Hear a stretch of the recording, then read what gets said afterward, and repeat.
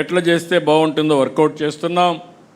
ఇవన్నీ కూడా చేసి ఏమాత్రం ఇబ్బంది లేకుండా ఆగస్టు 15 నుంచి ఉచిత బస్సు ప్రయాణ సౌకర్యాన్ని కల్పిస్తాం. అర్చకులకు 15,000, నాయీ బ్రాహ్మణులకు 25,000, పాస్టర్లకు 5,000, ఇమాములకు 10,000, మౌజన్లకు 5,000 హానరోరియం పెంచాం. ఇంకొక పక్కన మీరు ఒకసారి చూస్తే వేద విద్యార్థులకు 3,000 రూపాయలు, జూనియర్ లాయర్లకు 10,000 రూపాయలు వేతనంగా ఇస్తున్నాం. ఇసుక పాలసీ తెచ్చాం. మద్యం పాలసీ మార్చి జే బ్రాండ్లు లేకుండా చేశాం. అయితే ఇక్కడ నేను ఒకటే విషయం మీకు చెప్తున్నాను, పాలసీలు ఎంత మంచివైనా దాన్ని అమలు చేయడంలో తూట్లు పొడిస్తే సమస్యలు వస్తాయి. ప్రజల విశ్వాసాన్ని కాపాడుకోవాలంటే ట్రూ స్పిరిట్తో మనందరం కూడా పనిచేస్తే తప్ప, ఎవరెవరి పరిధిలో పనిచేస్తే తప్ప ఇది సాధ్యం కాదు. ఆ విషయం కూడా మీరు గుర్తుపెట్టుకోవాల్సిన అవసరం ఉంది. అమరావతి 15,000 కోట్ల రూపాయలు శాంక్షన్ చేశాం.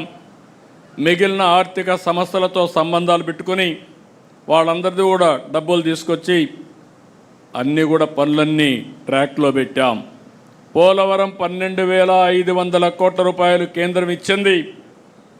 రాబోయే 1.5 ఇయర్లో పూర్తి చేసి ఎట్టి పరిస్థితిలో 2027 నాటికి జాతికి అంకితం చేసే బాధ్యత ఈ ప్రభుత్వాన్ని.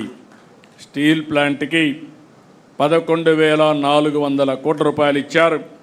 4-5 నెలల్లోనే విశాఖపట్నం స్టీల్ ప్లాంటు ఒకప్పుడు అగమ్య గోచరంలో ఉండే ప్రాజెక్ట్ని ఈరోజు మీరు చూస్తే లాభాలు బాట నడిపించే పరిస్థితి తీసుకొస్తున్నాం. ఇంకో పక్క ఓర్వకల్లు కొప్పర్తి 5,000 కోట్ల రూపాయలు ఖర్చు పెట్టి అక్కడ ఇన్ఫ్రాస్ట్రక్చర్ పెట్టాం. నక్కపల్లి ఫార్మా ఇండస్ట్రీ కోసం ఇన్ఫ్రాస్ట్రక్చర్ ప్రాజెక్ట్ వచ్చింది. అదే మరి కృష్ణపట్నంలో క్రిస్ సిటీకి కూడా పనులు ప్రారంభమైనవి, ముందుకు పోతున్నాయి. ఈ విషయంలో ఇంకొక విషయం మీరు గుర్తుపెట్టుకోవాలి. ఈరోజు వాట్సాప్ గవర్నెన్స్ వచ్చింది.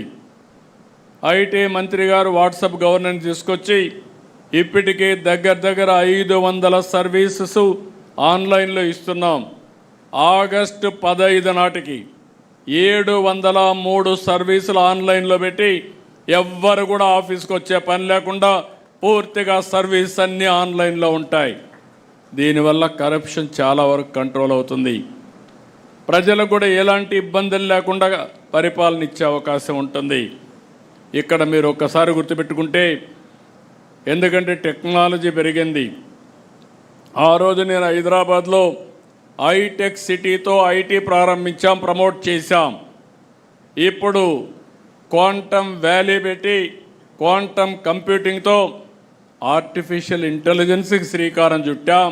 దీనికి తొలి అడుగు భారతదేశంలో టెక్నాలజీ ప్రభుత్వంలో వాడకంలో నెంబర్ 1గా ఆంధ్రప్రదేశ్ ఉంటుంది. దాంట్లో అనుమానం లేదని మరొకసారి మీ అందరికీ విజ్ఞప్తి చేస్తున్నా.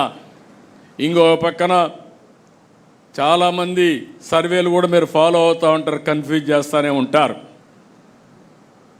తెలుగుదేశం పార్టీ కంటే బెస్ట్గా సర్వేలు చేయించుకునే వాళ్ళు ఎవరు ఉండరని నా నమ్మకం. నేను